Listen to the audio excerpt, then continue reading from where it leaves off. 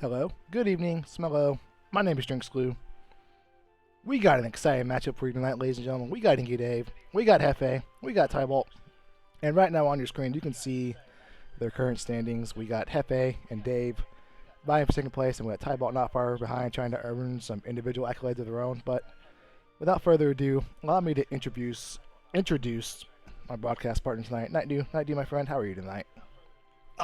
Pretty good. Aside from the Monday that's showing up tomorrow, always good. Especially to get a race here. I know at least two of these people I talk to on the regular are definitely wanting to get this, wanting to get this done and out of their heads here. But yeah, always good to see an elimination match, or well, less elimination, more promotion match. In terms of Dave and Hefe here, just trying to advance into Elixir here.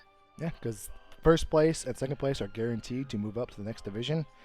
After that, you still have a small chance, but it depends on the number of signups and how your points shake out compared to other divisions, and if there is a even spots with the lack of returning signups and whatnot. But none of that matters if you finish first or second. You guarantee it for yourself. You can throw the hypotheticals out the window, and you can feel good for a few months knowing you're moving on up. Yeah, it feels like it's gone so quickly once more here. I say that like every time I announce a Worlds Collide race here, but I can't believe we're in week 8 already. Yeah. I swear each week takes, or each round takes an entire week, but boy, does it not feel like it this time. Feels like it's flown by. But for Dave and Hefe, it's either gonna feel like it flew by or feel like it dragged on, depending on how they do tonight. And we're gonna absolutely. give the runners the kickoff here in just a second. Let's see, Gao, Go, and let's throw him a Yeti straight off here. Yeah, that sounds like a great start, well, right? Yeah, definitely Yumaro. Yumaro is pretty much an NES to your starting party, and then after that, your opinions vary. Maybe you want Celeste Terra, maybe you want a Lock, maybe you want a Gao, just because Gao has some nice opening checks. If you can find the dried meat, but nevertheless, let's see what we got. We'll see what we're working with here. Ooh, we got Terra, we got Gao, we got Saban, we got Magitech. That's a pretty nice starting party.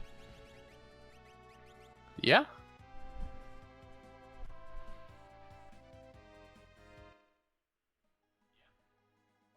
And naturally, at the very least, Dave heading immediately over to Imperial Camp, Hefe right behind him. I don't mind Tybalt here.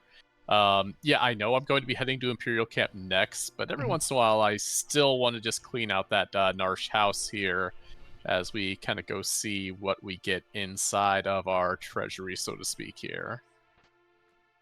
Yeah, I'm not super opposed to Tybalt's idea. I'm going to loot Narsh anyways. Why not do it? Why I just happen to be right over the top of it. But I do think eventually he wants to make his way to the Imperial Treasure Room and all of the goodies in Sealed Gate, because if there is anything good, well, you just don't want to be without it for too long. Yeah, didn't see a great treasury there. I saw a 12,000 GP chest. Thunder Rod seemed to be the best things there. Warp Stones in the Narsh treasure, or in the Narsh item shop. So at the very least, something I'm really happy to find most of the time. Yeah. Right behind dried meat, probably the most important consumable we can find with this starting party, because we do have access to a few checks that require Warpstone. Actually, only one with Terra's Zozo check. But nevertheless, if you're ever wanting to keep it in the pool of things you might do, you need a Warpstone for it. I mean, it's always very interesting having to walk down the Zozo Tower. Never really a fun thing to do here, but that's a quality chest, because that is a dragon horn, and we have that jump start, so it's pretty powerful. Especially now you can throw an Atlas armor on there, or even something like running shoes. Yeah, actually, inside Sealed Gate here, I've seen a Stunner and a Skyrender come out. So even if you're not planning to use either one of those weapons, both of those do sell for a cool near 20 grand each. Tybalt made his way over to Returners as well and did pull an Ice Shield. Very nice. Yeah, always feels good to find an elemental so early. Got a level 2 spell coming. Hefe getting the hidden treasure, getting the remedy, getting the titanium. But Hefe's grabbed every chest so far, and he didn't really find anything that I think he would say he would live without. Whereas Dave walked past one or two of them. I like the gamble though early from Hefe because I think if you do stuff like that, you'd rather do it earlier rather than later. So that way, when you do find something in the checks that no one else does or does not, that you're going to have it for a little bit longer. When you're doing that at the hour mark or whatever in the seed, then you're only using that for a few battles. The time invested is versus the return is a little smaller than what you like. Yeah, I kind of agree with that a little bit now. Mind you, I am usually on Dave's side, or I am skipping those treasures in particular. Mm-hmm. At least that Vanilla Genji Glove.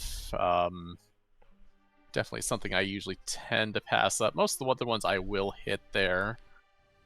All right, that's a 23,000 Zenseef. He is not an Esper, but he is only 23,000, and in this economy with all the unpredictability going around, that's a great deal. That's less than a Switch too, I think. Earrings rolled a little bit up at 5,600 there, so the Joy-Cons are sadly still expensive. Fire 3 and Mag +2 on that Fenrir. I had a sealed gate though. So that is an Esper that exists. That's actually the most valuable thing in that cave, more than all of the treasure combined, I'd argue. Oh yeah, especially having that at level 3, and Hefe's actually taken the one of our encounters here. That's a Vanilla Blitz save, and I did not see that actually. Pipsqueak's not bad to see. No, not bad early. We don't have any AoE, but that's fine. We should be able to one-shot them with everything we got. But not nice safe fight to get off level 3. Pushes up to 6, 7, 8 territory, and then yeah, and then we can just go from there. Looks like Dave is in Albrook. Yeah, Albrook. I play a lot with Dave.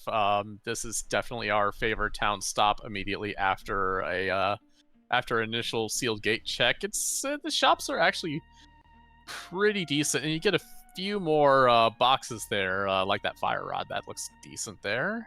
Yeah, Dave wasn't feeling good about what he found in the sealed gate. Nothing wrong with coming here. That's a hyper risk. We don't have a fantastic ability to take advantage of it, but that's always super nice if you ever find a thrower sword tech character later on. Mm-hmm. Did find more earrings there in Albrook, so and another dragon. But I think Hefe might actually give us a look at. I mean, a high tier item, I'd pay 24k for that. Yeah, even if it's like a Thunder Shield, that's cheaper than what you find a Thunder Shield in the shop for at the end of the day. Yep. All right, moment of truth, and we got an ice shield. Speak of the devil. I mean, that sounds completely reasonable for an ice shield, yes. Yeah. Alright, Dave's going to show us the other price, though, so this may be the post-tariff price in the World of Ruin. We'll see, because 24 is a little on the shorter side. Oh, yeah. Plus we get our first peek at the collapsing house. Yeah. I wonder if he remembered that, actually. A couple seeds, I'd be like, oh, wait, I actually do have this Sabin in my party here. So we are probably going to skip the monster in a boxes here if we're not that worried about seeing our Katana Soul free earrings, though. That's always nice. Hefe traveling on over to South Figaro. Tybalt making his way through the sealed gate. Yeah, no monster box for Dave. Nothing wrong with that. We're level 3 and we don't have the things to cheese the Katana Soul fight, so no point in risking it. I believe we found the Atlas Armlet shops over in Balanced South Figaro as well there. So we found all of our damage enhancement relics at the very least. Yeah. Tybalt getting his magic power +2, plus fire 3, plus game breaking Esper, and he's gonna get the good news. Even has flare on it, just in case you weren't impressed enough. Oh yeah, and even break for short arm on tier 1 as well. Alright, for Collapsing House, Dave is rewarded with a long talk with a ghost and a force armor. Yeah, I think force armor is probably the worst thing that you can come across in the current high tier item pool. And that's double the price. Not even really. Yeah. Oh my. Yeah, I'm not even really mad at seeing a force armor. I mean, our runners haven't seen anything good in the body slot just yet, and it's not terrible armor. But I mean, even if you do, it's 20,000 in your pocket. Yeah. The Force Armor does at least still have a pretty wide range of the default players that can wear it. Plus, obviously, the chance that we roll into it with the RNG gracing us with equip rate. Yep. All right, so Okay, I know Dave is very into the circlet headgear. Again, wide equip rate and just stats all around, honestly. nothing wrong with that. Plus, it's reasonably priced. Looks like Hefe is going to do the basement as well in South Figueroa while he is there. I think this will be our first trip down in the basement. I don't think T-Balt did it when he was here, and we know Dave hasn't been to either South Figueroa yet, so there's something lurking down here that's pretty good. Hefe might be the only one to find it. Yeah, I mean, I think we've found enough loot in Sealed Gate there. Dave is going to be checking on the price there in Balance. Gonna pick up that reasonably priced ice shield there, most likely. Yep, just a quick little visit to the pawn shop, and is he gonna sell the Force Armor? No, he's gonna sell the fake mustache. Is he Fire Knuckle? Yeah, he can get there without parting with the Force Armor. Yep. I thought about that Dragon Claw for a moment, but that's a reasonable starting weapon for Sabin there, so... Yeah, especially with having access to Aura Bolt pretty much after the first fight or two. That's essentially a free level 2 spell without any notable elements stapled to it. So that in itself, if you can get... fortunately, it's on Sabin, who has naturally really poor magic power, but anything will help. Yes. Right, that's Ice Rods for Tybolt for sale in that weapon shop. Dave is done with his Zen shopping. He is going to go on about his business, and we're getting to that point in time. We're approaching the 10-minute mark. I think we might see some Imperial camp plays here in the not too distant future. Yeah, I was definitely thinking that that we might be converging there. Hefe heading to Narsh, though. Maybe looking after hitting those pipsqueaks. Are we seeing a Welk play, or nope? Going for more loot here. Yeah. Could also be we're making the decision that if we want to do the belt check, that we're gonna do it until we not do it until we find dried meat. So nothing wrong with that. I'm a big believer in if you're gonna do it first. If you start with cow, if not, you just kind of admit that you never want to do it because you don't want to go to a dirty belt. A dirty belt is a belt that has a bunch of fixed encounters that can't spawn the reward for you. And if they can't spawn the reward, or they're dangerous, or they're long, you can just turn the easy belt to an awful experience. Yeah, life is better when it's all Lobos, yes. Mm-hmm. A lot of warp stones, but not a lot of dried meat. Oh, there's a rage ring. I wonder if that's a ominous sign of any future characters. I mean, that is one of the things that make me want to have a Yeti, actually. Yeti with Rage Ring is actually very nice. Yeah.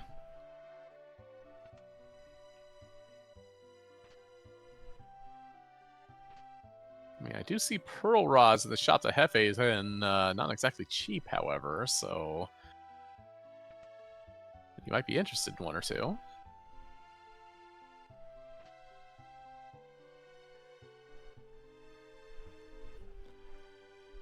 I'm kind of glad everybody actually is going through the South Figueroa basement. I wasn't paying that much attention on the first time there, just to see here. Hefe seems to be leaning into that Terra's jump there. Went out of his way to slap a Gold Lance onto Terra there.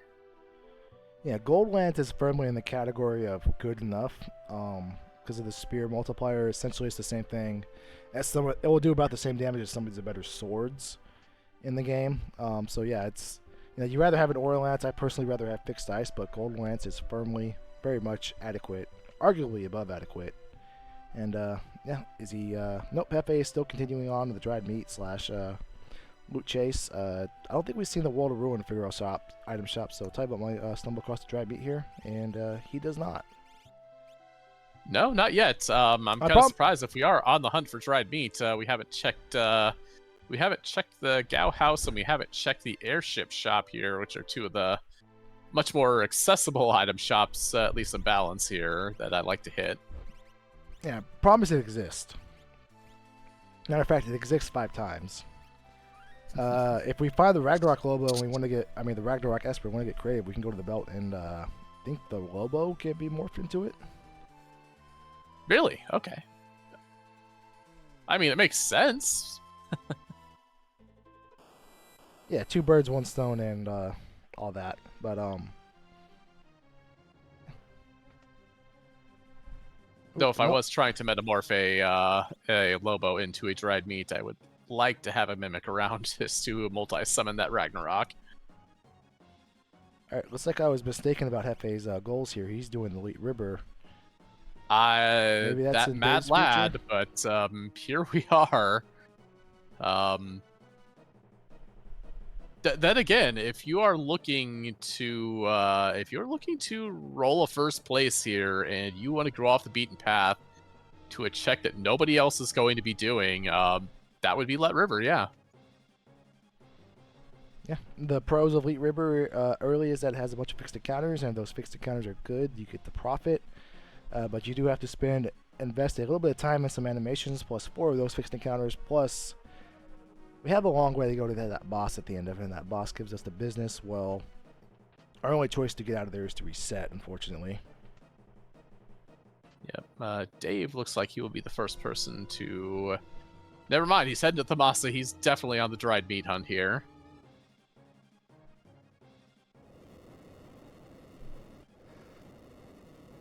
And those are some Iron Hitman. Those are the Pipsqueak 2.0 versions. A little more robust in their HP pool, but they're going to get a pretty good experience here for Hefe. Yep. That said, Thamasa did have our dried meat, so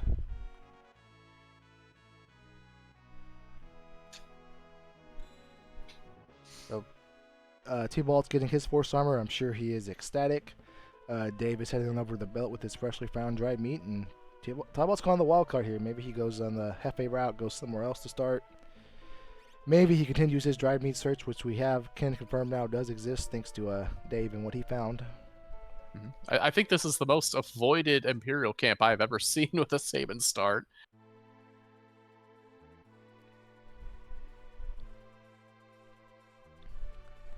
Alright, here I got a question for you, Nightdew. We got that Fire 3 Magic Power plus 2 Esper, and all 3 of our runners are gonna have it on their character, pretty much the entire seed, whoever they choose. We have 2 pretty good candidates and an interesting candidate because he has Blitz. Who would you put that Magic Power plus 2 Esper on? Boy, that is actually a hard one because, as you said, we have all 3 characters here. Taro with a generally naturally starting high magic power, who could probably lob Fire 3s with the best of them at the end. The Blitz command, which if you have a Mag 2 sitting on them for forever, is just absolutely great. And the Magitech, which basically is the same thing. Wow. Now, mind you, I do love me a Blitz command. I would probably put it onto Saban at this point. Yeah, I think I would waffle between Saban and Gal. I think I would lean towards Gal just because with the Magitech, we essentially have access to a free Bolt 2 and Ice 2 to go and tow with the Fire 3, and that just solves so much of the early game between Gal. Arguably, Saban may pay off with it later, but if you're going to do Bum Rush strats, you don't really need too much of a boost for Bum Rush to pay in dividends. You really just need access to Bum Rush, and then that character is now a god character. I think I would, after a little further thought, I'd slap that on Gao and just let Gao be a caster later on the seed with Fire 3 or better spells, and in the short term, Fire 3 and Magitech abilities. Yep. Now, Dave did pick up Locke out of the belt there and is going immediately to the weapon shop here. Nice. Now I get that. I am very fond of tossing large damage fire dances and air blades as well there. We've got a Corinne or a Cat Hood. Yeah, cat Hood every day of the week, but Dave's disagreeing with me. Nothing wrong with that.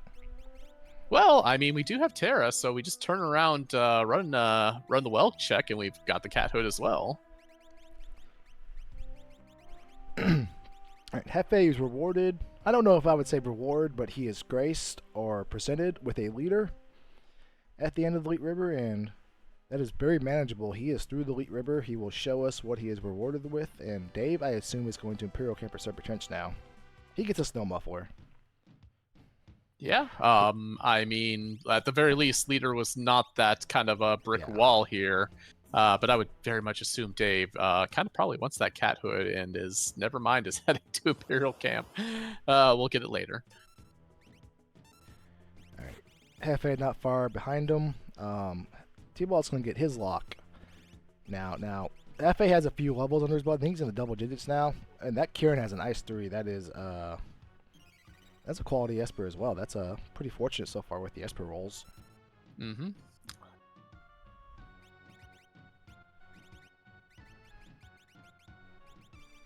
All right, so Hefe, a few Yeah, because levels I in. don't think Tybalt or Dave have got off of... Yeah, they're both still on level 3 here at the moment. Yeah, they are ahead in terms of progression as far as finding the dry meat. But they are noticeably behind in levels. And this pug fight isn't going to do too much to help that. This first... Actually, where did he... Did Hefe already do the first fight? He did that fast? No, he ran right into the monster in a box. Has not talked to Kefka. Oh, okay, that's it.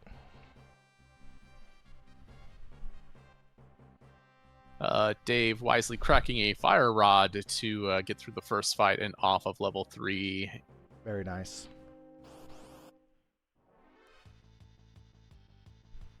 Yeah, now that his Gao has a few levels underneath him, that Magitech, the beams should one-shot just about anything within reason. Yeah, he's level 10. He is good to go and then some.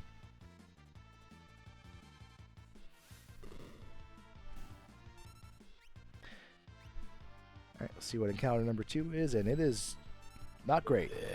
It's a smoke bomb, yes.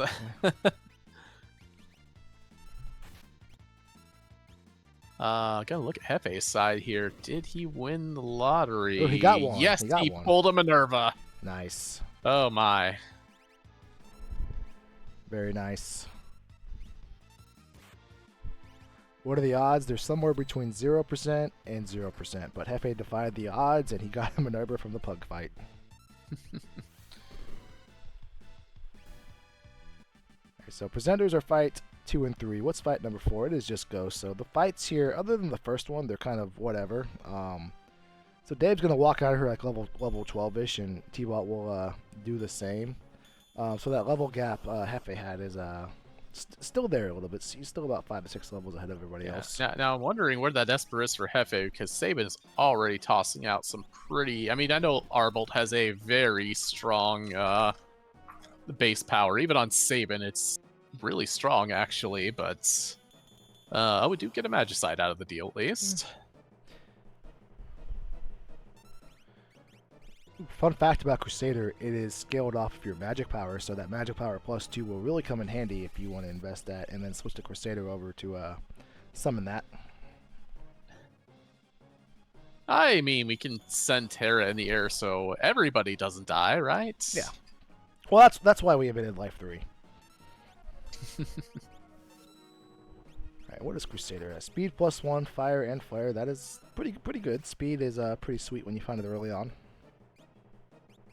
Yeah, I don't mind. I mean, I know Flare doesn't have a great base power or some of the things like that, but Barrier Piercing and Non-Elemental is at the very least an answer if you find everybody's favorite Magimaster.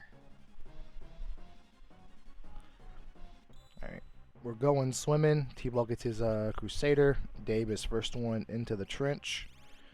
So we had a little bit of a divergence. We saw some dried meat rewarded to our runners that were stubborn and kept looking, whereas Hefe has completed the Elite River already, and that is a Broad Tour fight in fight number 1. That's a good fight. They can be a little scary. They can get a little hostile the longer this fight goes on, but if you're, willing to part with a rod or a shield or whatever, you can get some decent experience out of this. Well, I mean, if we've got a few levels on that Gao, especially with that, or even if we've learned that Ice 2 off the Ice Shields, most dinosaur monsters in the game are weak to Ice there, and he's laying on the Ice Beam as we see Tybalt jumping off Barren Falls here. But yeah, 2 Ice Beams will deal with these Brontars. I don't think he's harmed that bottom one there, so we're not even really scared of that life shaver. All right, so Oh no! oh no, However, that's a hot. Stone on the other hand, So that's a that problem. that's a quality aura bolt there on his own teammate. So saving, Yeah. despite the low magic power, really taking care of Locke there. Yeah, and I actually like that. Did not try to save it, just said, I'm cutting my losses, I'm throwing the smoke bomb now. Heads up there, really, because I don't know if there was much saving that fight.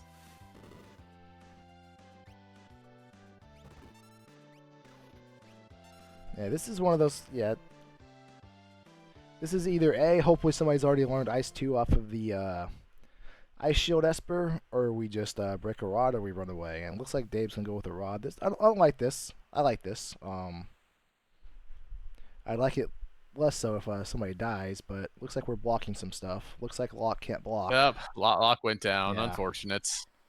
Meanwhile, we have dueling Baron Falls here, and both of them are going to pick up a lightsaber. And we got 2 vanilla lightsaber wearers in the party, so at least we'll put that to use somehow later on. That's a super ball in a chest. That's kind of interesting. Yeah, it's the only way to get him in Ultros League is in a chest or in the Coliseum. I mean, with the kind of power we have right now, I mean, if I've got that super ball in my pocket, I don't have a mimic to go with it, but man, that's making me think maybe I take a swing at Opera House Dragon early here. Yeah, we're still very much in the early part of the seed where Super Ball with a decent roll is very much worth the turn. This is the second Ultros we found. This is the less fun of the 4 Ultroses, but you know, this is a nice easy fight. And for those of you who have not seen enough of Percenter yet, he was apparently one of the 2 monster boxes in Collapsing House as well, as Heffy has found his way back there. Yeah, I guess nobody's a fan of the Tiger Claws tonight. Well, no, he's Dragon Claw. Tiger Fangs is Aloe Bear, yeah. My apologies. Oh, there's Katana. That, on the other hand... Yeah. That, on the other hand, is a nice find, and I think Hefe has I think we found a man-eater in the basement. So if we slap that on, it does pay dividends here. That's the nice thing about the man-eater is it you get the multiplier in the 2 monster boxes that matter. Yep, Gao is lobbing the fire 3s there, so we know who has had his magic Esper here. It just kind of matters what comes up, and well, there you go. Dave has found a character. Yeah, what will Dave do with this character? I can't even finish the sentence, and he makes the choice. Alright, so I have jotting down a question for Dave later on. Hefe is through his Katana Soul. T-Balt is through his South Figaro Cave. I missed what T-Balt got there. Did you see that by chance? I have also missed what it was. I was a little too fixated on the Yeti sighting there. We'll take a little look here. Yeah, it was an Esper. I don't know which one, but can't confirm. Well, we'll add it to the pile.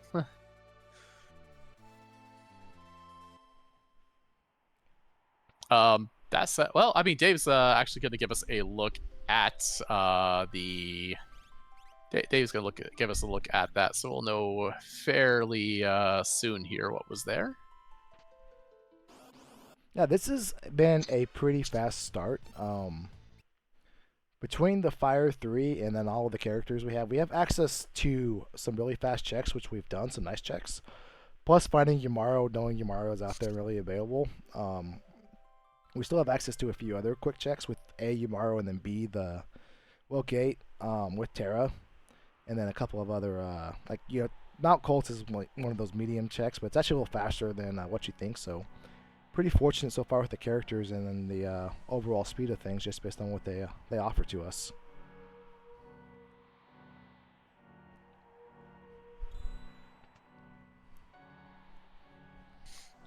Tybalt does pick up the Kirin out of the weapon shop as Dave is getting sneezed away here.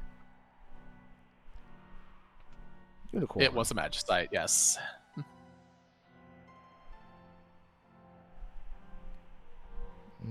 Curse Oh yeah, shield. speaking of that, curse shield is at the point where I wouldn't waste time on it, but I mean, it's technically less than 255, so 14 is a pretty heavy commitment here, and yeah, I would expect him 14 to. is a strong commitment when Imperial Camp and Serpent Trench are already off the table there, because that's a lot of encounters for you. Well, for T-Ball, he's going to do. Looks like he's going to do the Walter Road Narsh, which is the plus side of doing Walter Road Narsh is that it's a Tritalk and a Dragon. The downside is that if you ever find Yamaro and you want to come back here, if you're forced to come back here, it's kind of an unfortunate thing that you've already done it. So we don't know yet if Yamaro is required to beat the seed. If he gives us the pathway to the next characters, we still got a lot of checks left to get some other characters, but. Yep. This could come back the Hot Tibalt. Yeah, I did not see what Hefe found or is going through Mobilis for. Now, mind you, Dave is actually doing the same thing, but as you said, he has that Yeti in tow.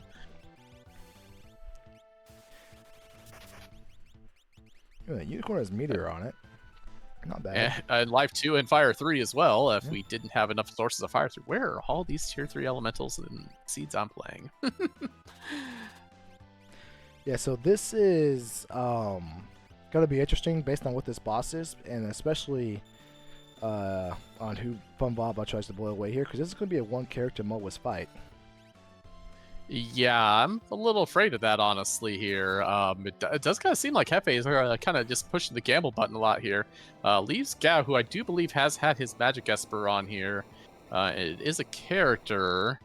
Tybalt has down the Red Dragon, but the Red Dragon's giving Dave the business here a little bit. I think we had Muddle on an Esper, and you can muddle the Red Dragon. He'll just unmuddle himself, but it does give you a few moments to compose yourself and get the fight back under control.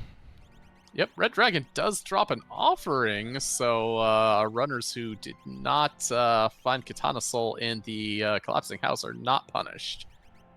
Yep. All right, so fortunately Gao's out of MP, but he still has, MTech, the MTech abilities, so that Illuma has pretty poor magic defense, so it's his no concern of whatsoever. Now it gets a little interesting because this fight drags on a little bit more, so it won't be fun. If I remember right, those Iron Fists may have access to the stone ability. Yeah, plus eventually Datalum will start throwing things at you, and in Final Fantasy VI, or especially Worlds Collide, if anything's thrown at you, you probably don't survive.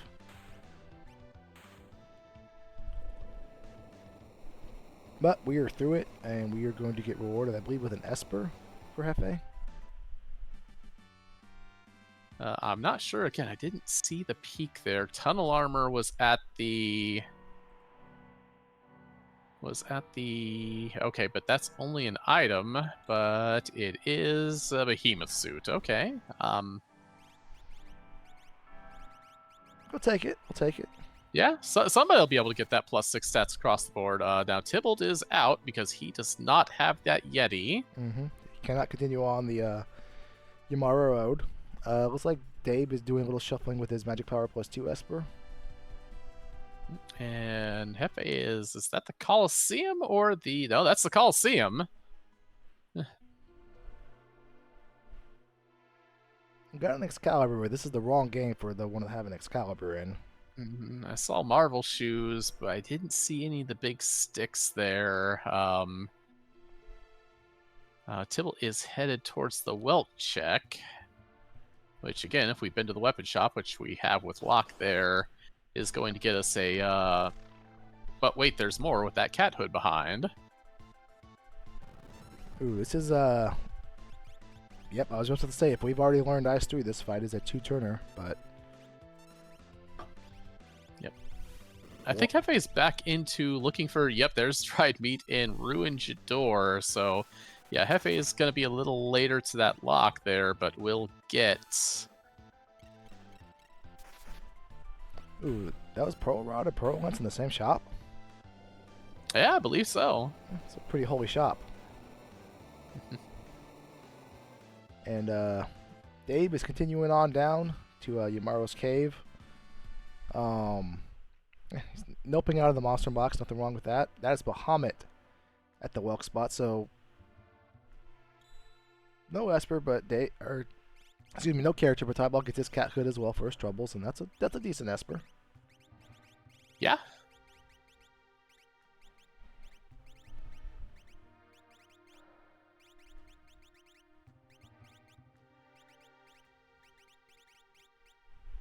Ooh, Saban could wear the Behemoth suit. That's always a good feeling, and that is an Esper in Yamaro's cave. It is the Shiva Esper, big ol' whatever, but maybe it has another fantastic ability. Dave could just throw on one of his characters.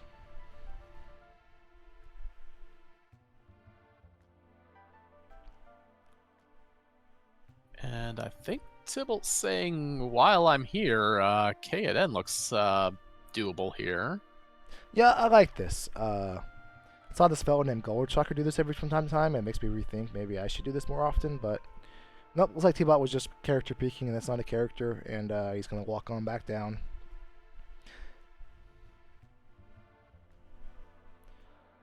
Alright, this Bargus fight should be of no trouble, no threat to Dave, and opting for no experience, but we get through it faster with the pummel.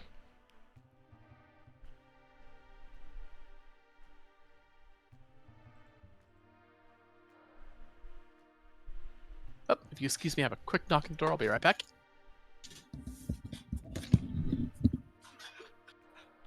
Alright, so Hefe is continuing his Velt search to find what Gal has to offer. Dave's finally going to get his cat hood along with his Shiva Esper from the, excuse me, not Shiva. Along with his Esper from the Wolf Gate. And so Tivalt's still in search of character number 5. We know where Yamaro is, but we haven't found another character besides that, but he's going to give us some new information. And really, with where everybody's gone, we've seen just about everything we could, save for Phoenix Cave and then Mount Colt. So if there is not a character here, or there's not a character at Mount Colt or Phantom Train, that means Yamaro is required to beat the seed. Actually, take that back. Yamaro can't be required to beat the seed because there's no character at Yamaro's spot. So there has to be a character here, or at Mount Colt, or at Phantom Train.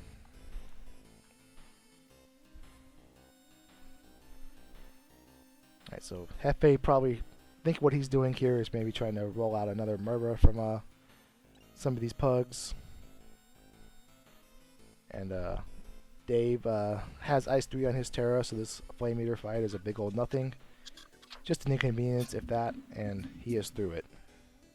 Okay, small apologies there. I noticed, so the Flame Eater's going down on there, and Hefe is unfortunately stuck in the Velt here. Some would argue the belt is stuck in Hefe because he's mowing through everything. He just, unfortunately, is not getting the reward for it. And there's another Yamaro on screen. This one getting a little bit of time to shine, unlike the other one we saw. He is opening up with a Flash Rain, but with Fire 3 in tow. Knowing Dave, he feels a little betrayed by the Yeti here. And man, this is terrible luck here from Hefe. It's what, 5 fights by this point here. And Locke is just kind of hiding out right now. There he is. There we go.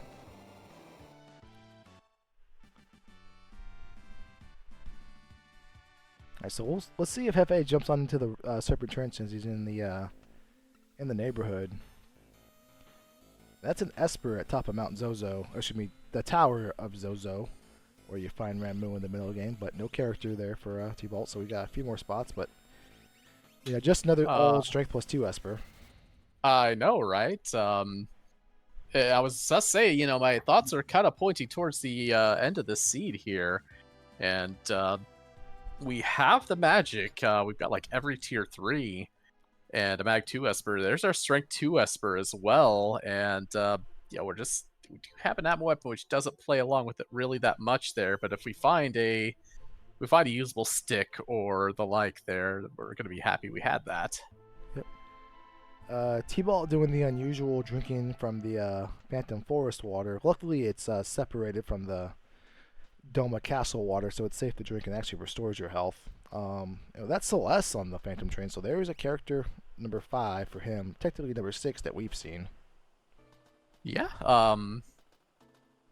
Now those stats decent there. I wonder if you were going to be rid of anybody in this party, would it be the lock maybe? But I think Tibble just kind of ran on and said, "I'm good with my 4 here."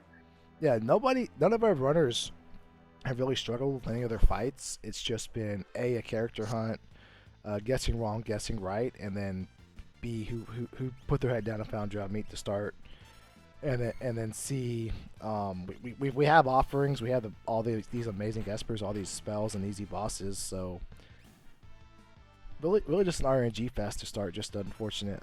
Did you go to the right check so far? But a lot of that can change because if we see a bunch of easy bosses earlier, maybe we'll be blessed with tougher bosses later, and we can see some of our runners' gameplay and game knowledge come into play.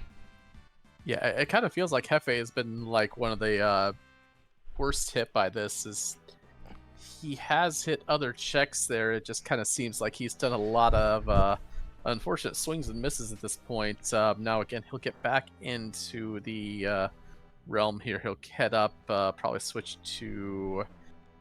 Actually, I might switch to Ruin unless he wants to go do well. No, he's got lock, but okay. Well, we got dueling Phantom Trains here. Dave has picked up that Celeste as well here at this point. Alright, so Hefe, remember that he has lock and he can do the Wall to Ruin weapon shop and do a 2-for-1 at the Welk spot. So he's going to go on over here, get his Esper or his Cat Hood, then come back and get the other. Yeah, so what is on the Phantom Train waiting for us? It is it's a Doomgaze. Oh, the aptly named math test. Oh no. Oh. Not a lot you can do about that unless you have a Memento Ring for T-Bolt there. No. The question is, where did he last save? Oh no. Oh no, that is a ways away to be, and that's unfortunate because we're on the overworld map. We walked past a handful of save points. That's really unfortunate there for T-Ball to Doomgaze. The chances of Doomgaze just appear to increase every time you don't save, and if you don't save long enough, his just chances go up and up, unfortunately. Yeah. Meanwhile, Hefe is doing exactly what we said here, and while he looked down for a little bit, he's going to head back up here. He's going to pick up that Bahamut. He's going to be a little bit behind Dave here still, but coming back up to 4-5. As I believe now to Tibble do anything between Narsh and the Ghost Train. I don't think so, but I'm not entirely sure about that. Alright, so moment of truth for Dave. Is Dave going to get the Doomgaze business as well, or is he happen to be the right number? Let's find out.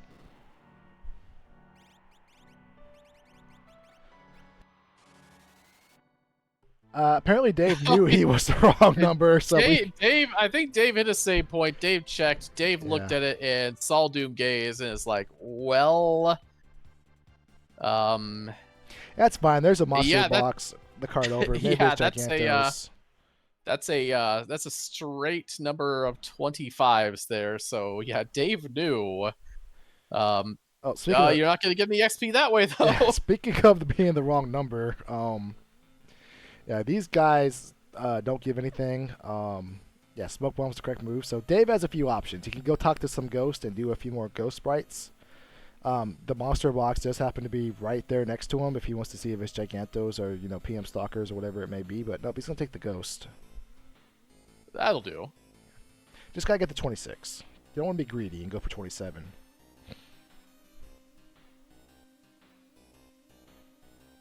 I mean, I don't know if. Actually, I'm not sure if the does Doomgaze have L3 metal? He might. I could be. All right, so not only did T-Ball lose his Phantom Train progress, he lost his Tritalk progress, and he lost his Tower of Zozo progress. So I think he knows it's a Strength +2 Esper and he wants it back, so that's why he's heading back on up here to grab it no matter what. Yeah, that makes complete sense there.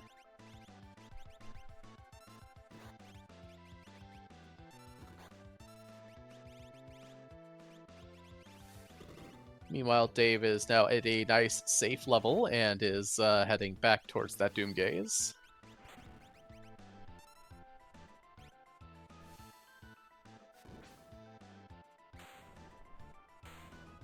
And Hefe sees the non-Esper or non-character at Kaden and says, "Yeah, I'll take that." And he still needs a handful of more espers. And Hefe's done quite a bit of the seed because we took some stabs at Mowiz and then some other unorthodox spots that you typically go to later in the seed when you're trying to run out your requirements. So he has more game completed than what you would expect for someone in his spot. So nothing wrong with this. He's going to need more of espers eventually. Now he's just down to 2 characters, so give it the old college try. Yep. Dave has taught most of his characters that Fire 3 spell. So is doing good damage to what is generally usually a very high defense Doom Gaze here.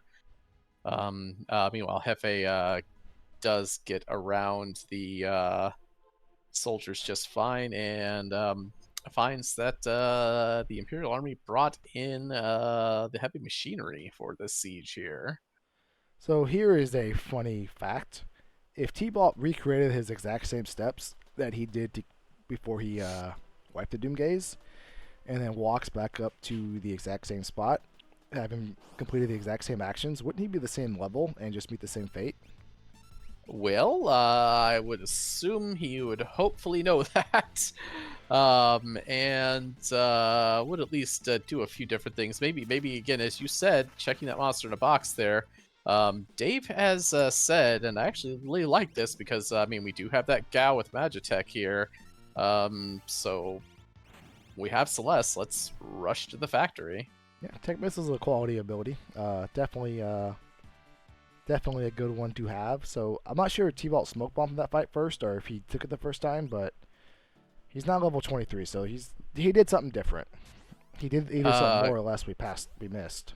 Or I missed. Yep, Kaden does not pay out in an Esper. It did pay out in a Ragnarok sword, however.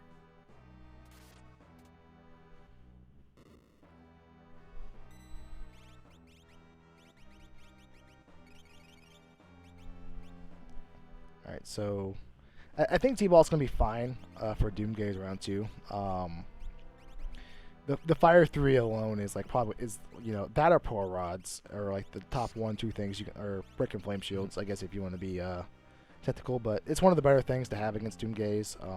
Just saw this fight without it, it can be kind of a drag because of his annoying defensive stats and whatnot, but with Fire 3 he should be more than fine. I believe I have seen him trying to get offering Atma online on that lock. And even though it's not going to be, the best of damage here, it is defense piercing. I believe that's Hefe heading to Phoenix Cave while we have Dream Stooges on Magitech 1. Yeah, we've seen some tougher bosses as late. Nothing, bunch of easy stuff earlier, and then the moment I say something, a bunch of ruder stuff appears. But again, Stooges seeing here, pretty good feeling because David's reaching that point in the seed where nothing's really a threat to him. He's just so powerful with his party fully put together. So the annoying bosses like Stooges, Inferno, Air Force, if you could run to them outside the tower, that's awesome because then they can't be in the tower waiting for you to troll you a little bit when your party is compromised. Yeah, you actually took the words right out of my mouth there. I am very much happy to see a multi-target boss as annoying as the Stooges out of my hair while I have a full party to deal with it. Right. Another cat hood. Yeah. I mean, I'm not going to complain about a cat hood if we have the people to wear them. There's a lot of elemental defense. It's a good late game piece of armor. It's probably one of the best headpieces of the game, actually, if you can wear it. Unfortunately, we don't have a quick way to one-shot Marappa. We're going to have to sit through a couple condemned counters, but that is fine. Just a bolt beam. Yeah, there we go. Bolt beam them. And Don't go to Fire or Ice on there. Meanwhile, Tybalt has got back through the train and has officially claimed the Celeste here. I would wonder if he is also going to be heading immediately to Magitech, and that seems to be exactly what he's doing. Yeah, I think so. That's Phantom for Dave. So that's Esper number 6.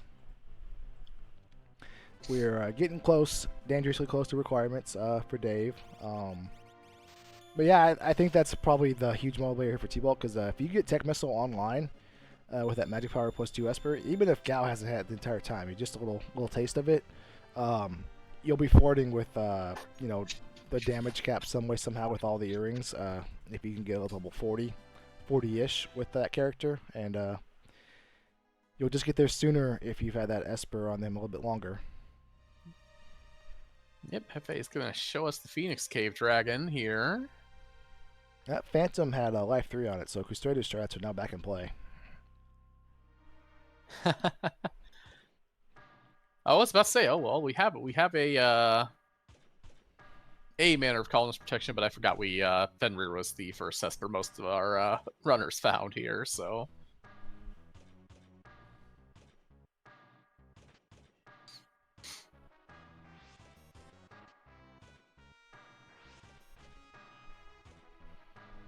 Alright, so we saw boss number 1, boss number 2 for T-Bolt that he's about to encounter. I think of the two, Narapa will be easy, but it's just a matter of getting Narapa, because the Stooges may give him a little bit of trouble, because he doesn't have quite the damage output that Dave has at their disposal, and that is another offering for Hefe. Oh my, when the offerings rain, they pour. Either I find no offerings in the seed, or I find like 5 of them, and this seed seems to agree.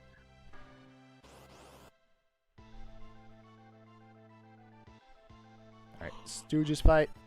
Some Scorpions, Sand Rays, whatever you want to call them, for Dave. Much ado about nothing. And we'll see if this Phoenix Cave plays off for Hefe here, with what's waiting at the end for him. Ooh, it's an imp. It's a green imp. And he has an Esper. Magicite, yeah. Could be gold. Could be Bismarck. We'll take it. Mm-hmm. I mean, if we're going by what this seed has, what does it have? Strength 2 or Magic 2? Well, I mean, we haven't seen a Speed 2 Esper yet, so we're due. True, we have not seen a Speed 2 Esper. We don't talk about Stamina 2. Alright, we got Kefka lurking around the middle of Magitech Factory. Should be a big old slap in the face with Fire 3, and we go on about our business. And Hefe is going to find the Celeste waiting for him at the end, or actually at the beginning of the Phantom Train if he peeks it, and at the end he'll actually get her. But I think Hefe might have a small blessing here from doing that Phoenix Cave. 3 of his characters did that dragon, and 1 did not. And no matter what, there'll be different levels now, so I think he's safe from level 5 from it being a full party wipe here. Yeah, plus he has definitely... Oh! There's dried meat. Yep, found dried meat. Oh, Setzer, however, is at the end of Magitech here, so... Very nice. A couple more free checks. The ability to at least get rid of the Doomgaze spot flying around in the World of Ruin. Yeah, if you need Espers, Setzer's the best character to find, and Dave now just needs Espers. He doesn't need anything else. Mm-hmm.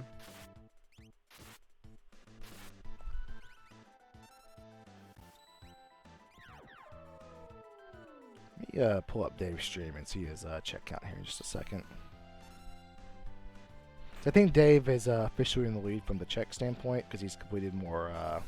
just from his requirements as Dragon, and he hasn't faltered. He I know he ate 1 level 5 Doom, but he saved and he was right there. So when he has stumbled, he hasn't stumbled too much. Yeah, no, he knew. Just because we knew, like, as soon as he saw that Doomgaze, it was an instant reset. It wasn't even stopping to see that he was going to drop from that there, so... Alright, so at the moment, Dave is at 18 checks, and 22 is the magic number, because 22 checks will allow Dave to bypass a heavy portion of the walking of Kefka's tower. That's Meteo there from Atma Weapon, but luckily Atma Weapon's magic power is not that robust, so Meteo is nothing to be afraid of, and he is comfortably through. This will be check number 19 for him.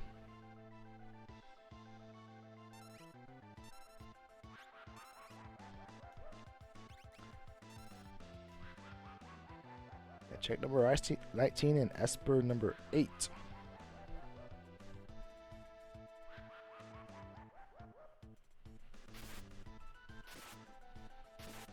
And Setzer does give us access to the Collagen Inn, which can be another character, Esper, or item. If it's another character, hopefully they give us access to quick checks. If it's an item, well, that's just going to be weird. But no, it's an Esper. Throw it all out the window. Yeah, Dave is Haslo checks. I believe you said that should put him at 20, I believe. Yep. I know a common play is to just load up the center party heading towards Kefka and just picking up the toilet at the spot and the dragon along the way for your 21-22. Yeah, most definitely. Plus, it's going to give Dave an access at 2 chances at high tier item. So just a few more chances to round out, get a big sword, maybe another piece of merit protection.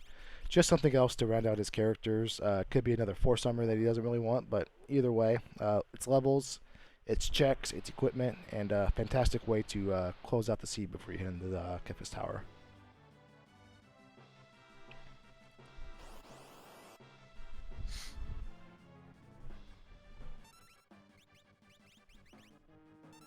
Yeah, yeah, so actually, we do have it as... So Hefe is just picking up this less here.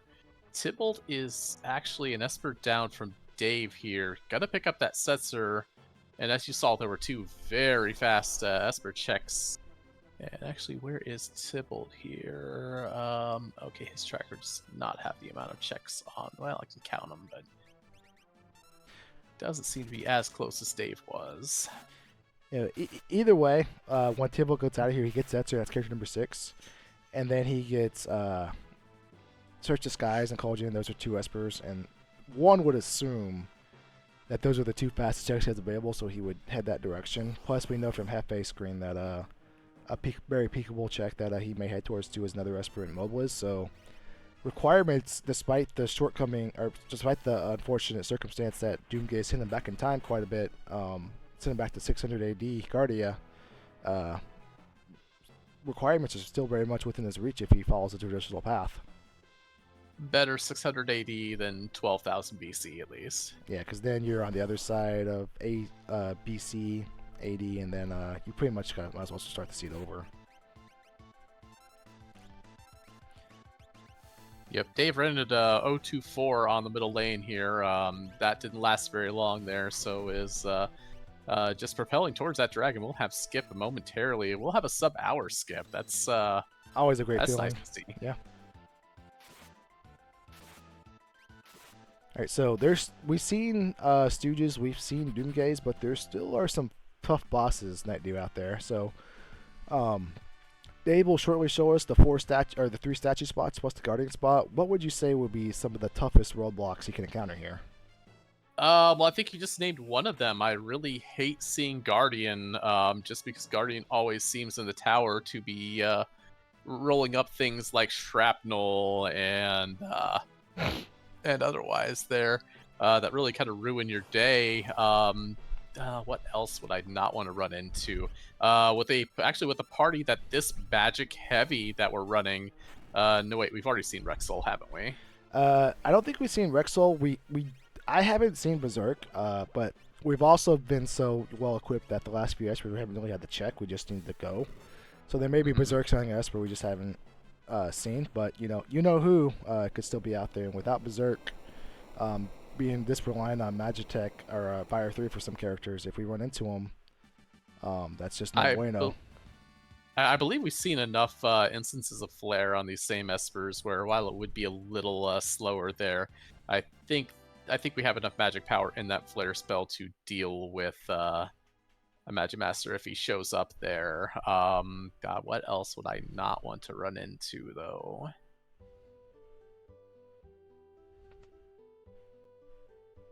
Yeah, Poltergeist wouldn't respond too well when you cast Fire 3 on him, but again, Flare is a nice solution for that if we can just brave the onslaught that he throws at us. But yeah, let's see what stands between Dave and victory, because I think his party is strong enough to have a comfortable final Kefka fight. It's just getting there now that he's at his weakest. Oh, speaking of free Magicite, Tibble's showing us the South Figaro Celestis Cell there, and free Esper right there too. So yeah, Tibble is actually a Search the Skies and a Setzer check away from just being at the requirements as well here. Yeah, and remember, he's got Magitech, M-Tech Missile now, so he's got quite a bit of offense between all his Espers and some defense and stuff. He's got the goods, but fortunately Dave's a little bit farther ahead of him, and Dave didn't get sent back as far back with the Doomgaze situation, but Chatterhook is boss number 1. Now with Fire 3, that's normally pretty good, but if we don't have a way to negate Thunder, this fight can be annoying. Yeah, we're gonna see here. Celeste hasn't been doing anything there. That said, Terra is lobbing those Fire 3s for the damage cap, so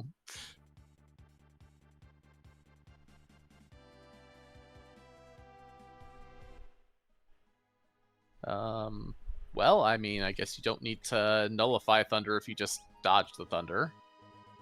Water Edges, on the other hand, that's gonna be a problem.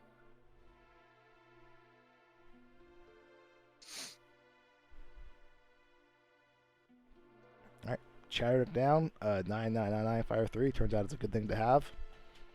Looks like T-Balt realized he had to go back and do the Welk spot from his previous mishap, so this will be an Esper for him, and he'll have his requirements. Yeah.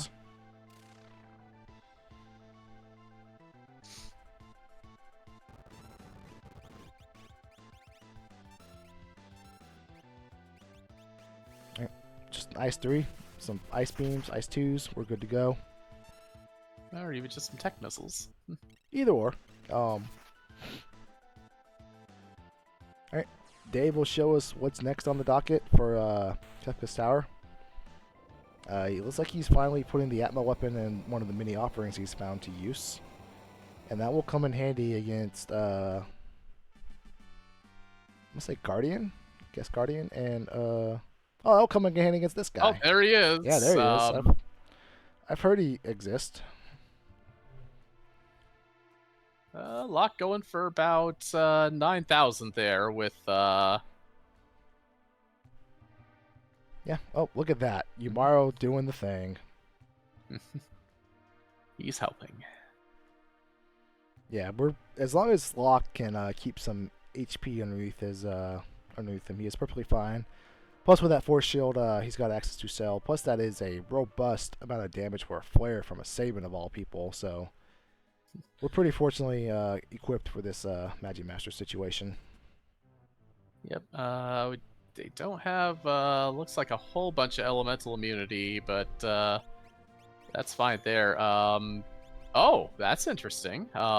Tibble's showing us that there were Mega Elixirs for sale on the airship. Oh.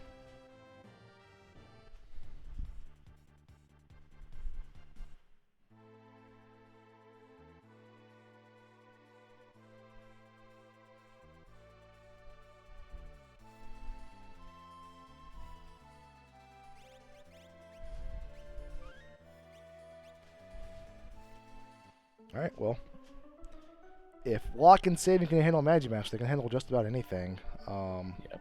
Like a Doom, perhaps, so, yeah. Yeah, if I'm counting Tybalt's checks correctly, he may only... Oh, wait, no, that's actually... he might be on 18, which is exactly where Hefe is before the Setzer here, so they're going to be a little... And meanwhile, speaking of statues here, we do have that Doom on the center as well here. Yes, we do, and Sabin is frozen, and unfortunately, Locke is being punched, so the more Locke gets punched, the less damage we do. It's a little cascading effect there, but we do got a Mega Elixir from the Magimaster fight. We got the Elixir from the Meme Chest, plus we have a few more We've had a number of elixirs throughout the seed, just from Sealgate alone. So if he wants to heal up here, he's got the goods to do it.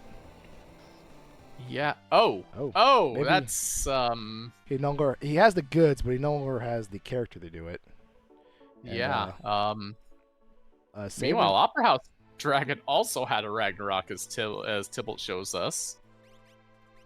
yeah, that's get out of there, Dave. Just give it another try because Saban was firmly in Doom's sights next. We know it because the game told us as much. But Yeah. all right, Hefe and gonna get his requirements here because we know this is an Esper. Yep. So we will have all of our runners in go mode here. I believe if I'm looking at Hefe's correct, that was 20, so he might be pulling the same thing Dave did. Or I guess you could search the skies and go get Celeste's cell there, which would also get you to that without even having to jump into the tower.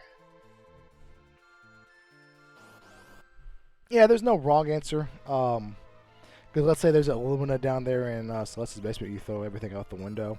But yeah, that's unlocked for Hefe. T-Balt's still rounding out his skip requirements. Let's see what option Hefe does. Maybe he does Search the Skies and Opera Dragon. Maybe that would probably be a little bit faster. Is he going to do Auction House? Yep. Okay. Oh yeah, Auction House too, but that's only if we really just want to destroy the Emperor Robot Factory. Miranda? Okay, we're going to Opera House. Okay, we got it. The GPS was a little... We couldn't quite get a good connection, but it's reestablished. We got it.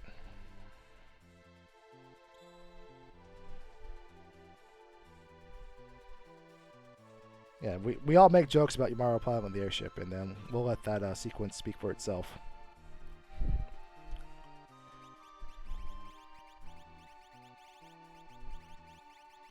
Alright. St. Von Jester, my dog, thank you so much for the raid. We appreciate you. Welcome on in. Y'all are just in time for the conclusion. A little recap. Dave and Hefe, they are vying for second place in Potion A. If Dave manages to have a Hefe, he guarantees his second placement, virtue of being ahead of points. So Hefe needs some things to go wrong for Dave here to catch up to him, because Hefe's got 2 more checks to get into the tower, and then he's 3 bosses behind, plus those 2 checks. So not out of it yet, but Dave is closing that door a little more each moment that passes.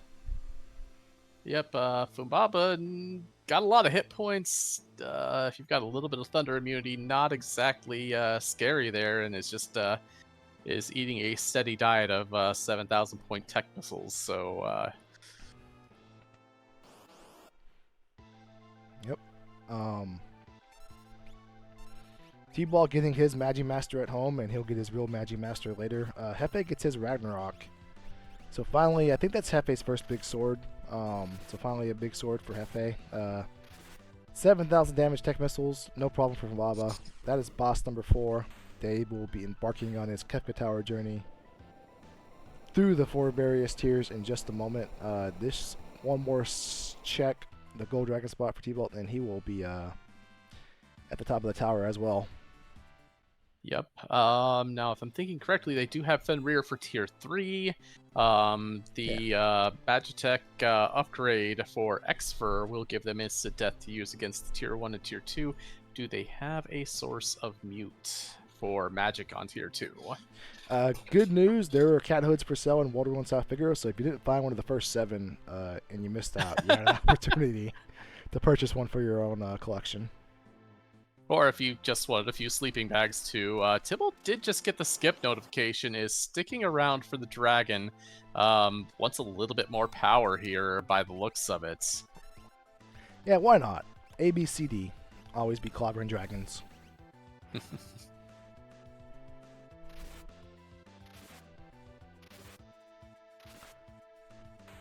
Yeah, it's free levels. It's another high tier item. You happen to be standing right next to it. Why not? Mm-hmm. Alright, so Dave is beginning his journey through the 4 tiers of Kefka.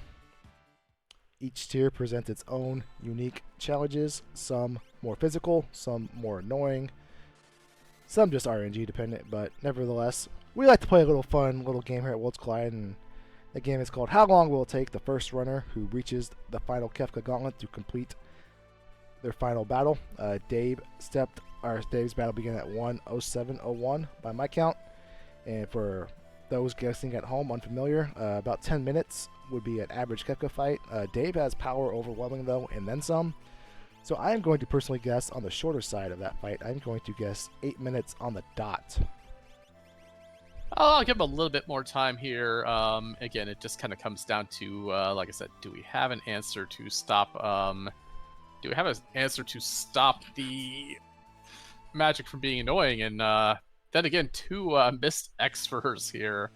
Also unfortunate here. However, is exploiting that fire weakness from the head here as we keep trying to throw IDs out here. I don't think I have seen a mute spell.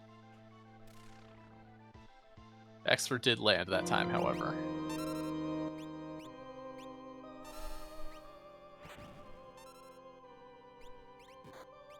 Meanwhile, that Doomgay spot there has also unlocked Hefe's skip there.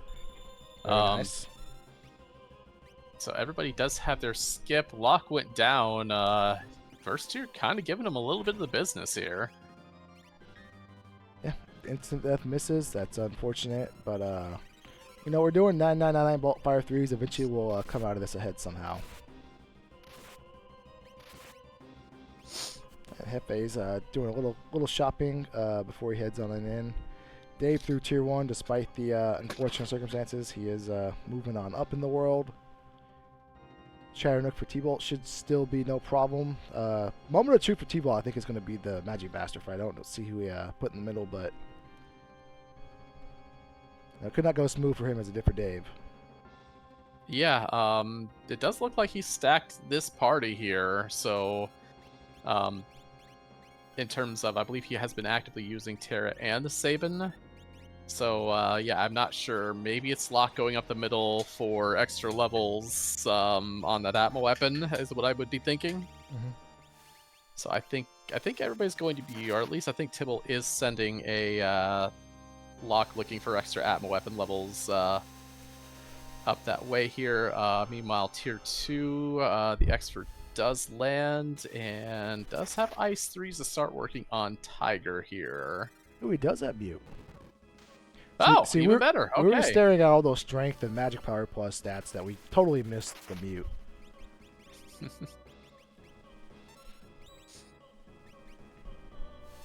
It could have been from natural magic as well, because I'm not sure if somebody had natural magic or not. But Terra has access to all 3 level 3 elemental spells. So Ice 3, some offering swings, the mute. This is all the recipe for a very fast tier 2. Yep, yeah, Tiger and Tools are both out of commission. Magic is quiet now. And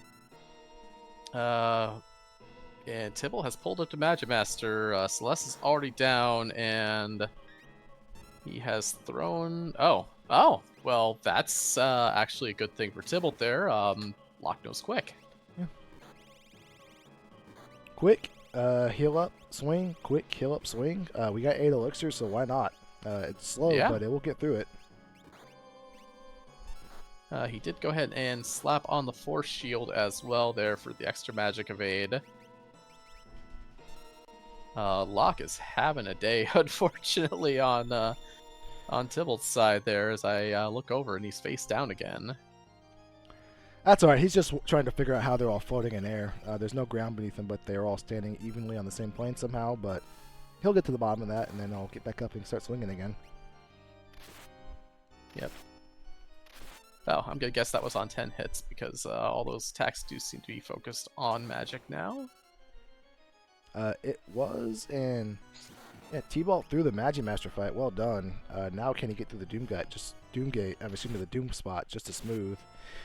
And Hefe is through his Chadwick fight, so again, the door is still slightly cracked. Dave is closing it more and more each second, but it is still open for Hefe to catch him. Yeah, Tibble is more like, we don't want to talk about Doomgaze again. Unfortunately, okay, whew. I'm like, that was a scary Northern Cross there, as if the Lock had taken that, that would have been an instant reset. Yep, alright, tier 3. We're moving on up.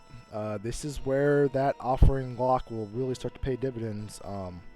We're running out of targets on the screen. There's only 2 pieces to this tier, and then 1 in the next one. So they all start going to the spot we want them to go to, and ooh, this is Merton going to down lock.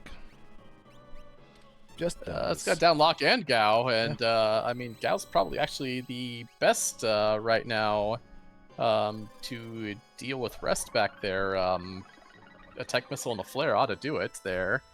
Oh, speaking of Magic Masters, though, Hefe is going at it with an offering lock and a Gao that has tech missile there, so that's actually really good for that Magic Master fight for Hefe.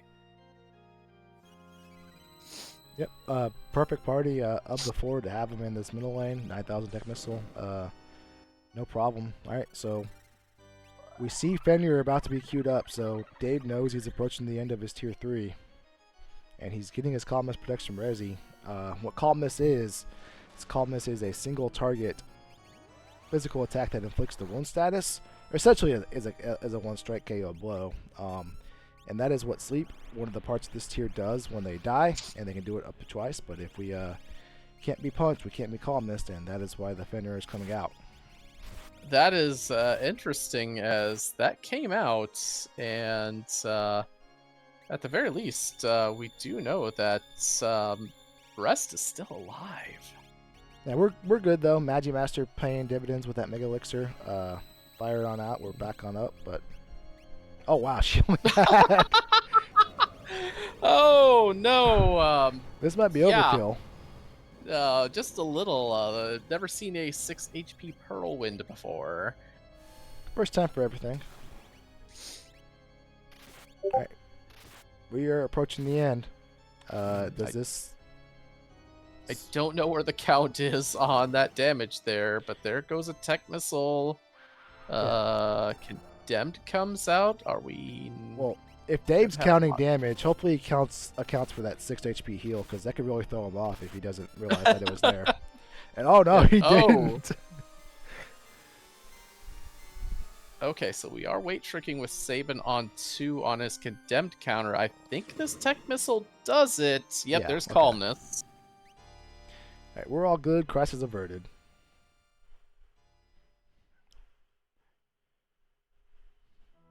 All right, so we went through a part with 3 pieces. We went through a part with 4, and then we had a 2-piece special. But now there's only 1 target left on our screen in tier 4, but it's Kefka himself. He's done a lot of awful things. He's poisoned Dome of Water. He turned a bunch of Espers in or Magicite in the Espers, or Espers in the Magicite. I'm not really sure, but nevertheless, he's done some bad things, and it's time for him to get his dues. All while he still remains laughing. Yep.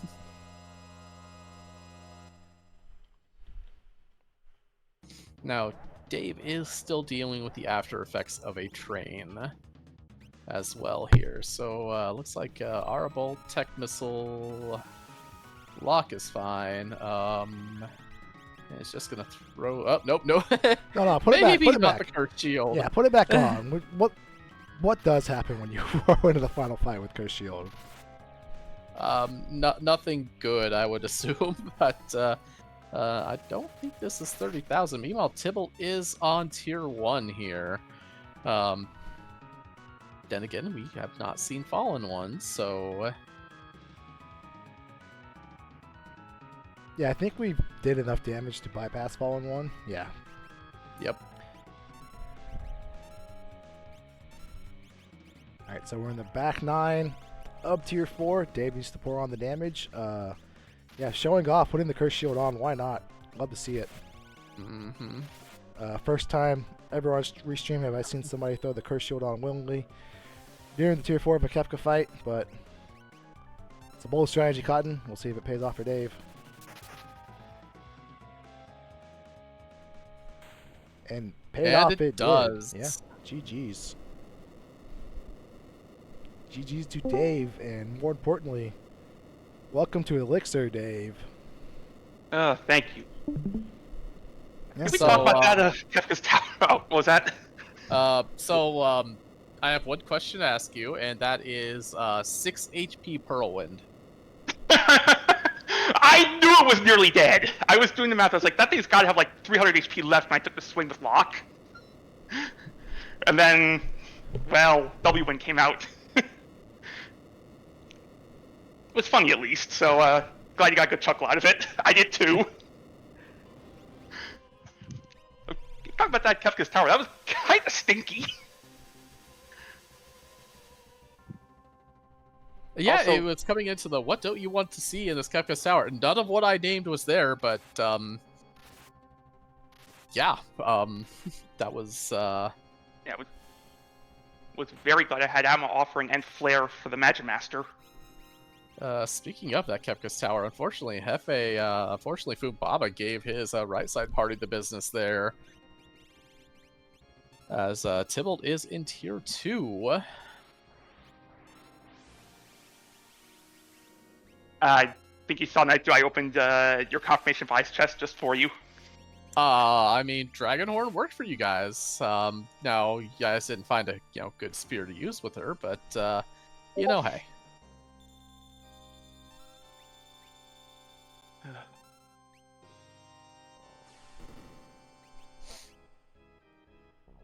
All right, so Dave, again, GG's. There's a lot of questions I want to throw at you, but I'm going to allow you the opportunity to guess the question I'm going to ask you first and foremost about a decision you made throughout the seed. Dave, why did you do it? Yeti knows what he did a few weeks ago.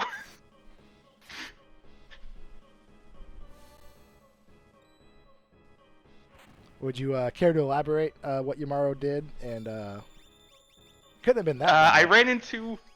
Funny enough, it was exactly a Magic Master at Guardian spot. Mm-hmm. Yeti high rolled his starting ATB and immediately tackled before I could get a shield break off on it.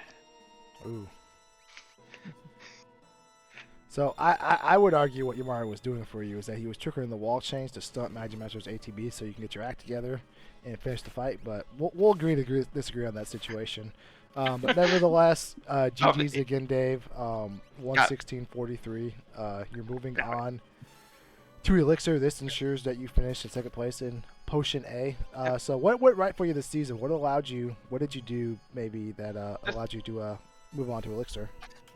A lot more practicing, and I'll be honest, that little side tournament Hefe was running really did a lot to just get better at the game in general. Mm-hmm. For those not aware, the multi-category tournament that Hefe's been running is winding down. I believe there's 2 rounds left in it. Mm-hmm. Yeah, I think it's Golden Shocker and Narbs, and then The winner faces Judge Joe. Yeah. Now, if you want a more serious answer, by the way, about the Umaro, that was a magic seed all the way. Oh yeah. That's the more serious answer. It was a magic seed. Like, we had access to every 3rd tier.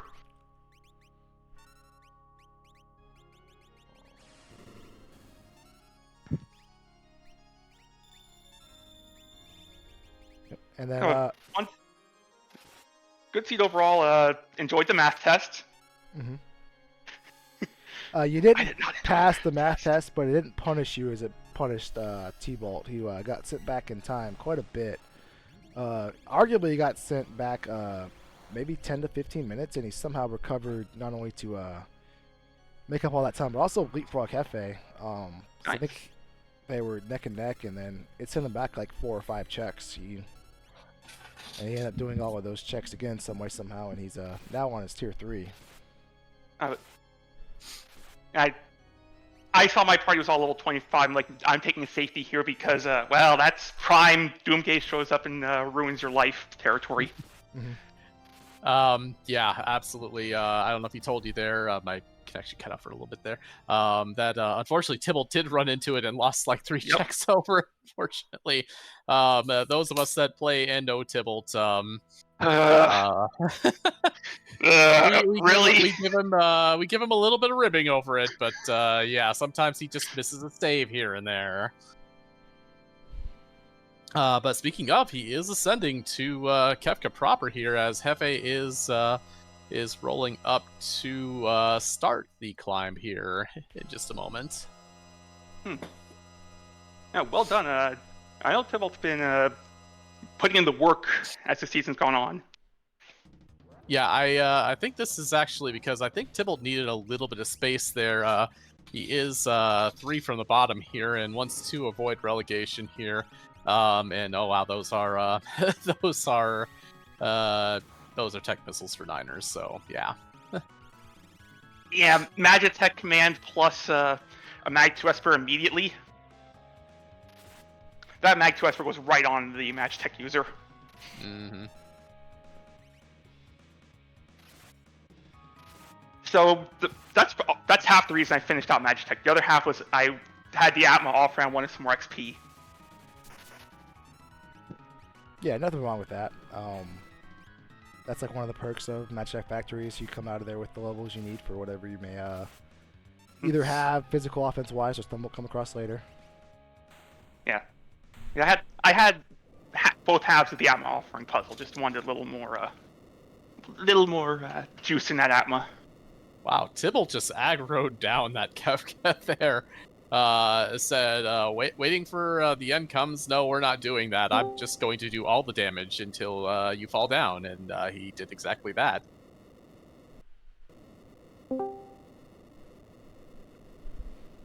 Hello. Yeah. Hello. Hey, Tybalt. You know, I hate Doom gaze. To make you feel better, he got me too. Oh, I lost so much time because of that. Yeah, Well, I saw you finishing where I was at. I'm like, Doom gaze gave Dave the race. Yeah, Doomgate got me too. I took a random encounter in the train and ran into level magics. Ooh.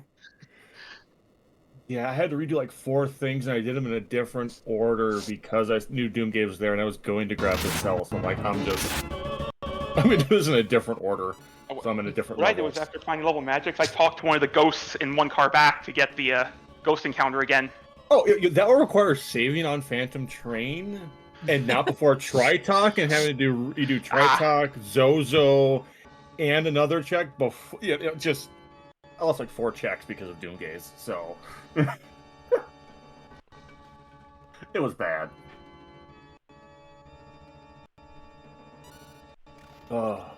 I mean, the fact that you're still sitting here despite losing that, doing it all again, and still finishing with a $123, says you still did pretty good.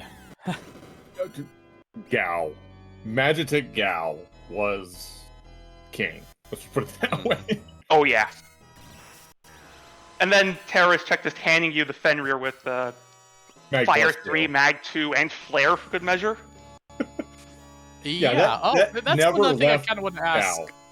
That's one thing I kind of want to ask all of you, actually. I believe Dave was first to the dried meat, but everybody went and did the dried meat, saw the lock, and said, Serpent Trench, we could do that later. Or not at all in this case. Hey, I did Serpent's Trench. Yeah, you were the only one, actually. Which means you were the only one who got to get asked about the Yeti. And found the Brontars down there that decided to land stone in my entire party. I mean, to which I agree with your smoke bombing out of that after with the Terror that didn't get confused there. I'm like, some of us might have tried to save that fight. You were like, nah, I'm good. And nope. Yeah, that was absolutely the play. If Gao was the one that been left unconfused, I was finishing the fight because that Brontar was one ice beam away from death. Mm-hmm. I get the early Serpent's Trench play. I get it, but we also had like Imperial Camp. We had some other options for early encounters, regardless in Serpent's Trench. I did both. Yeah. I did Imperial Camp and then said, there were presenters in there, so my XP wasn't the best. Let's go to Serpent's Trench 2. And then you all found the Cursed Shield 14, and you're like, aw. I was like, 7 or less, maybe. 4. Nope. Yep. Speaking of the business here, however, unfortunately, Hefe is waiting for this zombified Terra to land with 2 members iced over. Tiger doing Tiger things, unfortunately. I was panicked when Northern Cross came out against Doom. I'm like, don't you dare. Don't you dare. I'm actually happy with the party order that I put up for the statues. It was almost like perfect.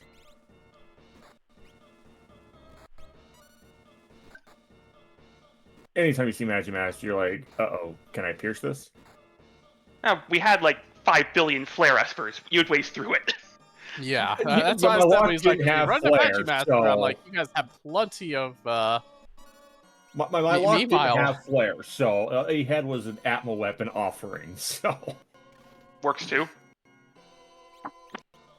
Meanwhile, Terra continuing to take to the sky before the Revivifiers keep getting thrown. Oh.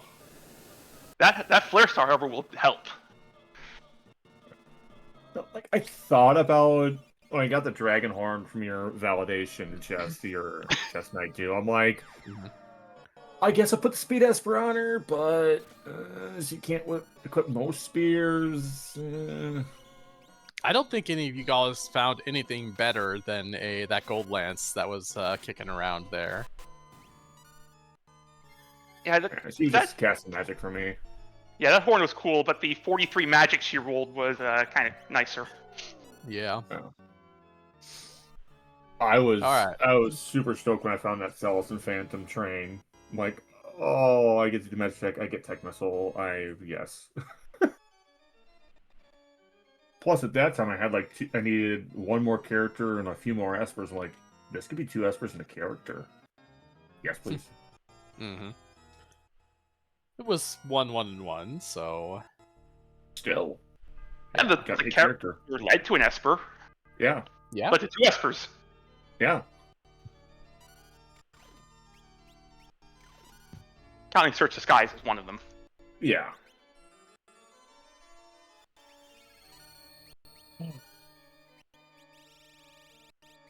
I think this is the fastest time I've done in this season.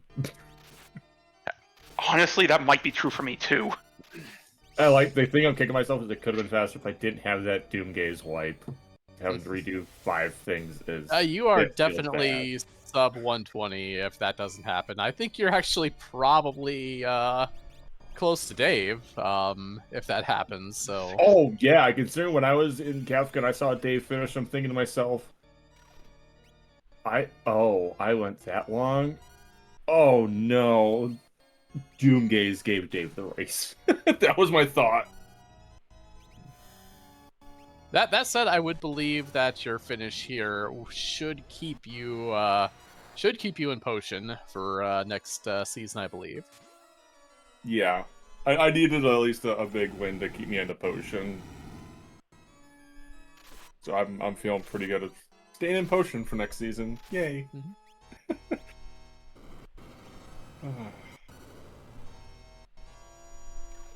Trying to think of any other hang-ups that were... There wasn't really any hang-ups in the seed, really. No, not really. You guys, both of you played a fairly clean seed there. I would say the only reason Hefe is so far behind is I believe he kind of fired up the Gamble-matic a little bit there. Let River was one of the early checks, and while the leader wasn't bad there, the Snow Muffler did not spark joy. Ooh. Yeah. Yeah. Yeah, like I could see a Elite River play, especially with like a couple other people playing a live race. Like you got to do something to edge out, which is me. I'm like, I'm not touching Serpent Trench because everybody's gonna go to Serpent Trench. I'm gonna go elsewhere. Yeah, But not Lee you River. missed some angry dinosaurs at the front of it. And I'm not sad about that. I'm sad they confused my entire party. That would have been a nice, juicy amount of XP.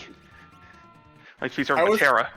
I was feeling a little bad early on when I got that Atma weapon early and I had the lock, and I'm like, there's 3 monster boxes in the chest that I just can't get anymore. Well, oh well. And then I started giving an offer, and I'm like, huh, never punished.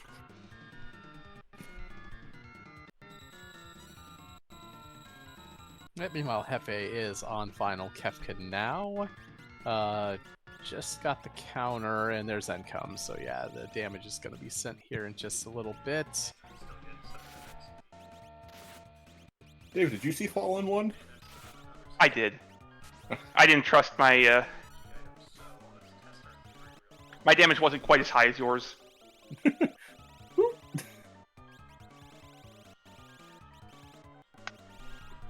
Well, yeah. As soon as I saw, I mean, that was one nice thing about the wipe is that I was actually able to stick a Strength +2 Esperon block a lot sooner.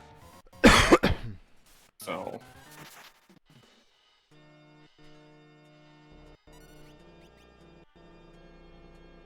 I took the safer route, just let N come and then unload another 30k in the Kefka.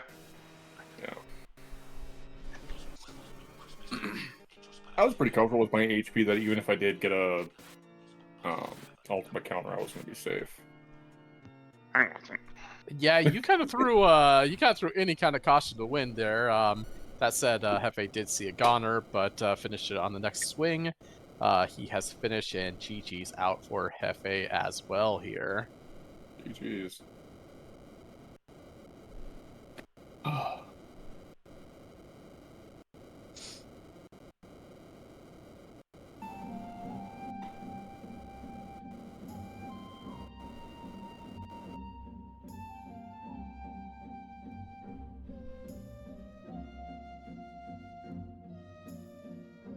Yeah, we'll see if Hefe is gonna stop by here in just a little bit. I believe so. There.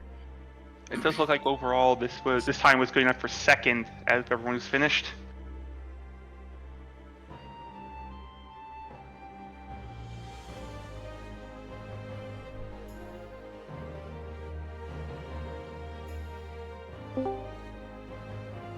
And joining us with that in the booth is Hefe. GG. Well played. Was it?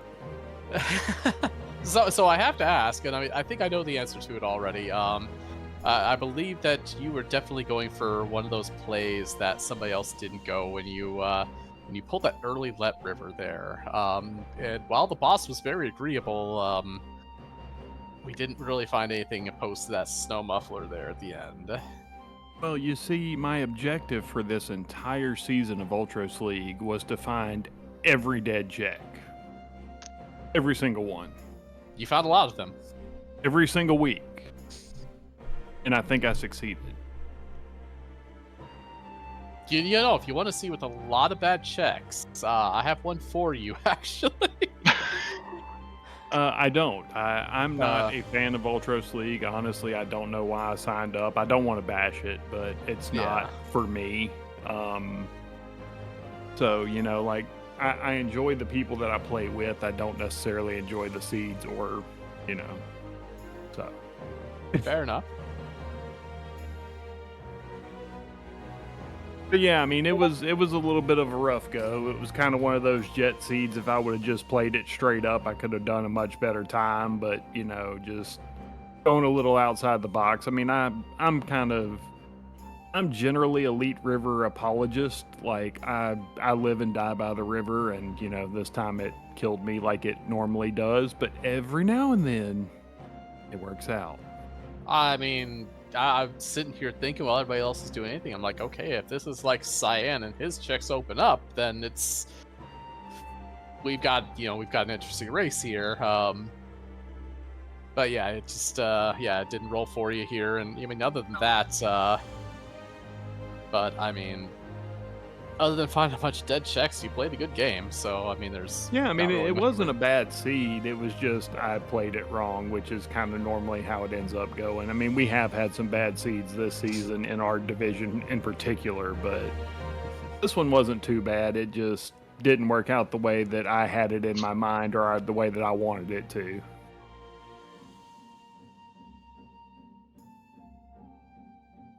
All right. So that said, given that is the end of your group here for the season here, do you guys have any real things you want to say about the season this time as is that you haven't already? No, I mean, like I said, I don't bash Ultros League. I don't fault the people who play it. It's not my thing. I usually run a little crazier type seed, little harder seeds generally. Harder settings wise, not necessarily, but that's about it. I mean, I've enjoyed it. Like I said, I enjoy the people that I play with. The two that I ran against tonight were also in a tournament that I'm still currently running. So, that we've kind of become friends through that process. And, it's good to run against them and good to have more people, in the community. So, all in all, it's a positive experience. Absolutely. That's all I got.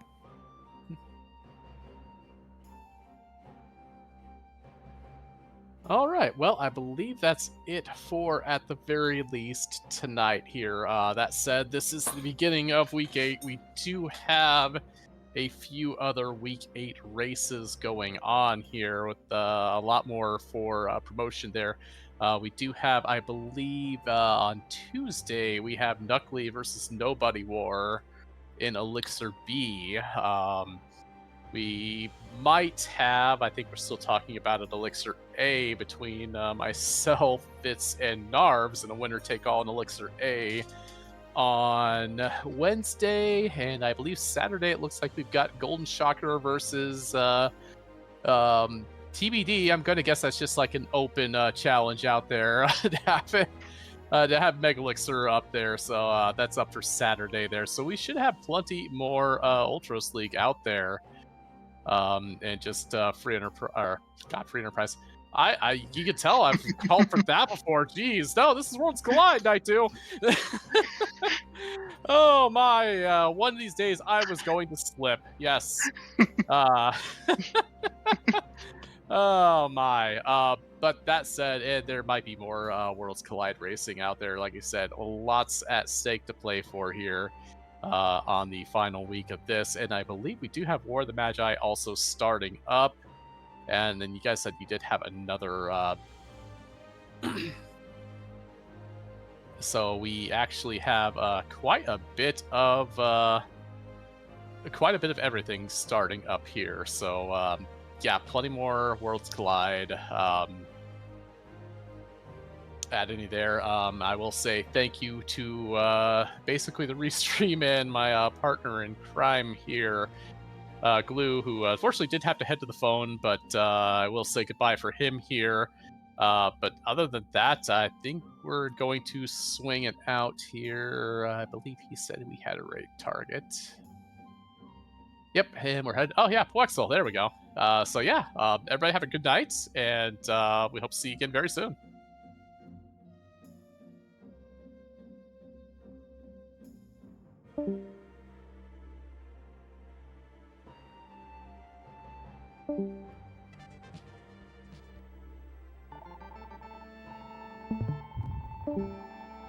Wee.